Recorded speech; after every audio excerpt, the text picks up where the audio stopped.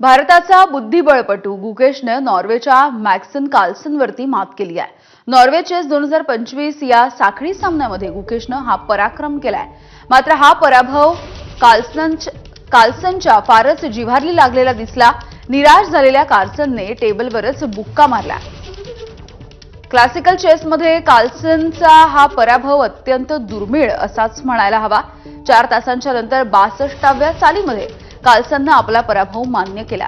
मात्र गुणतालिकेमध्ये कार्लसनच टॉपवरती आहे। 6 सामन्यामध्ये त्याच्या खात्यामध्ये 9.5 इतके गुण जमायत, तर गुकेश 7.5 गुणांसह गुणतालिकेमध्ये सध्या 3ऱ्या स्थानी आहे।